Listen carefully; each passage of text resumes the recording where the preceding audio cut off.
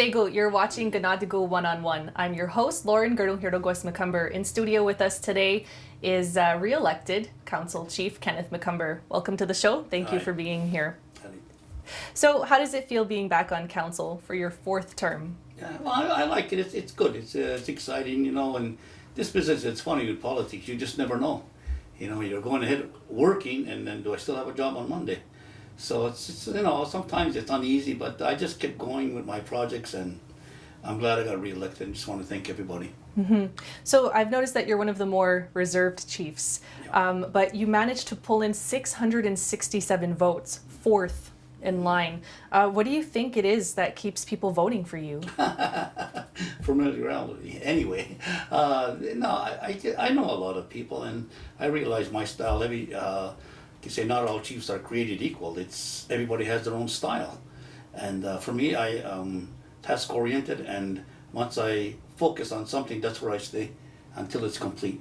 And I've been on many projects here, and that's what I like to do. So it consumes a lot of my time. Mm-hmm. What are some of the projects that you're consumed by right now? Right now, looking forward very much to 2016 will be the 300 commemoration that we're having here next year.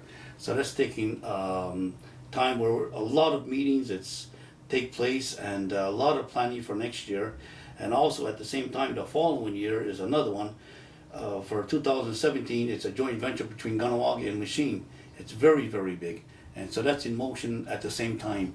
So we have a very important role that we're going to have over there. And right now we're just very busy coordinating, networking, and who's what. And the budgets haven't been finalized at this point. And that's one thing we don't know. When the actual amount comes in, then you can start adjusting. You know, right now we have a lot of hopes. We want this, we want that. But until they come in and tell you this is what you're working with, then we have to start adjusting. But we're looking forward to it.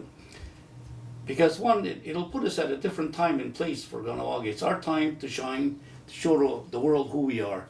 And also for 16 and probably 17, it'll give us more visibility of who we are. There's a lot of important people that are involved in the project that are supporting it. And it gives us an opportunity, like it says, for us to get out there, show who we are, what we're doing, and it's going to go off into many, many directions. And for 17, it's a very big investment that's taking place in Lachine, but it's along the canal. I think they call it the René Lévesque Park. And once the thing is over with, all the stuff that's there will be given to Kahnawá. So there's a big thing that's a bigger opportunity for us in the future, and this is what I'm aiming at. It's to go more into tourism. It'll create an opportunity for us to go into tourism, and we're also linking up at the same time with Tourism Montreal have already asked us to be part of it. So there's many opportunities for us that are going to be taking place. We haven't really decided where it'll be located. This is one of the things that's out there, because they didn't want a project to put up for 4 months and then it's over. See, they want it to be permanent. So this is the reason why they're going to be giving us everything that's in it. It's quite a substantial amount at this time. And hopefully from there we'll have people trained, and Kahnawá is hosting the whole thing. So there'll be work that will be created from there. And like I said, we're looking forward to it, and it'll create a new opportunity for us. We'll just see how it goes. So for 2016, it'll start and give us the direction, the sense of where we're going. Mm-hmm. Can you just give us an update on what's happening in terms of tourism in Kahnawá right now? Well, right now it's a lot of networking. I don't have the exact numbers from the tourism office, but they have the exact numbers of where they expect it to be. I don't know if they reached their final mark, but it's growing more. And with 2016, it'll grow even bigger, because see what happens here. If you were to come to the church, you're only coming here for maybe, if you were to leave say Montreal to come here, you have maybe 1 hour. Then what?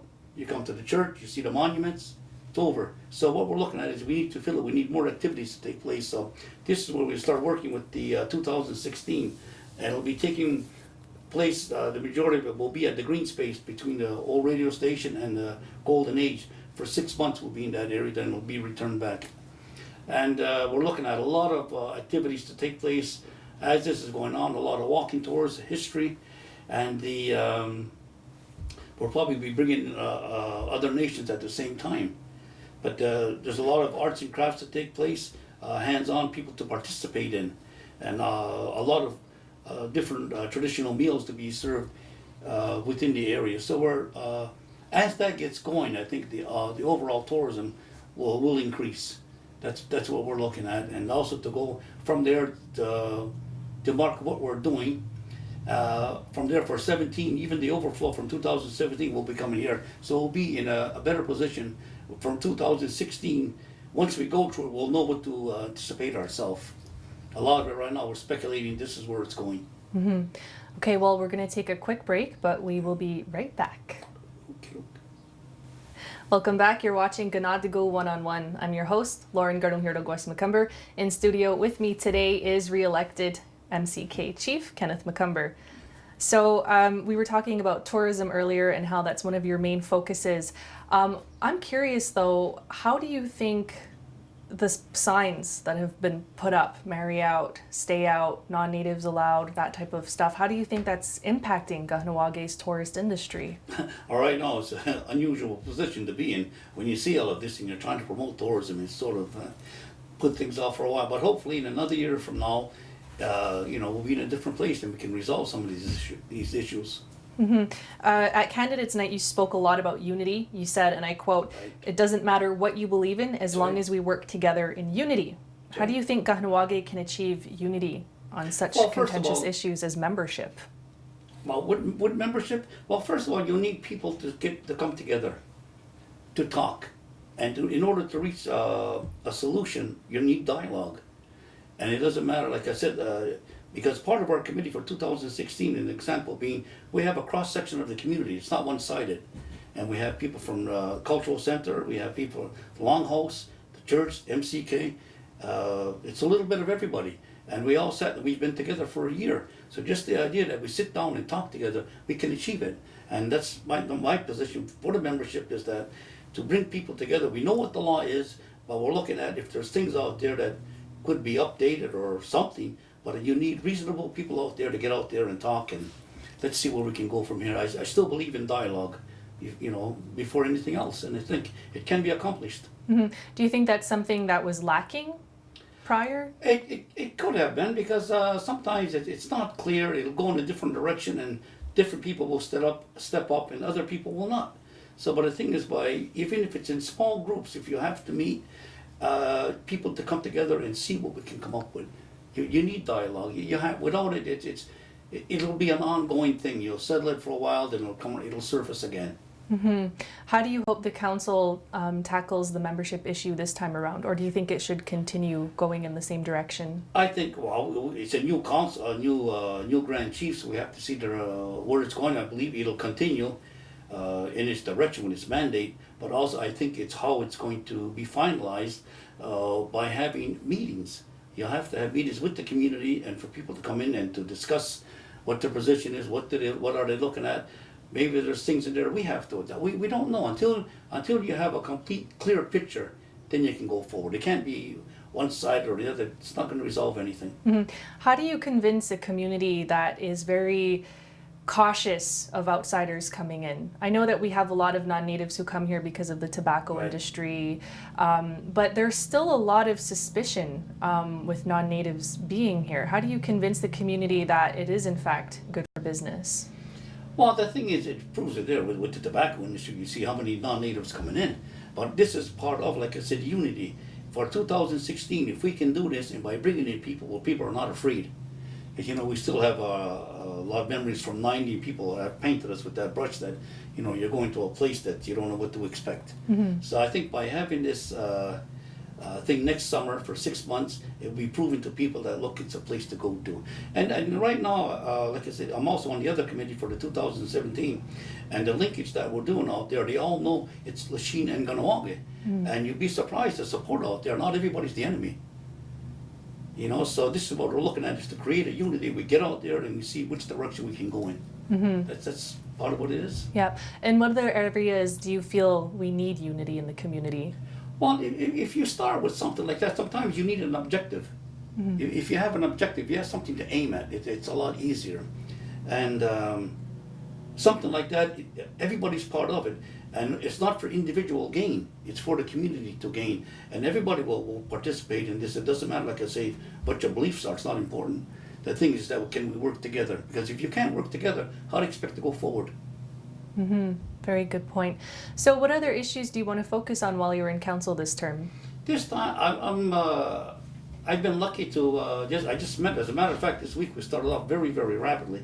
I had meetings meetings planned before the elections, and I carried on right away. So Tuesday I was already back. I met with the Seaway, and part of my plan is to access the North Wall for next year. And that's, I think we talked about that for 60 years now. So finally, it's a small move, not a big, in a way it's a big move, but it's not a major move. And we're looking at access. We're looking at right now getting like a ferry service between, we're looking at the bay right now to the landing dock on the other side, and ferrying people back and forth to get to the Flat Rocks. And our focus would be for the first year, it's just the Flat Rocks area, access to the beach, and start cleaning it up in there. And so that's it. I met with the Seaway, and it's possible. It's not impossible. When they checked on it, they brought their engineers in. We don't interfere with the shipping lanes at all, and there's not a major rework on the Seaway wall. It's already something that's there, just to rework it a bit and to get stairs in there with a floating platform. So I'm looking, if we can get that, and we can get people to get across, back and forth. This is my objective. I know there's a bigger picture, but I'd rather make one step at a time. I'm just looking for a base hit. That's it.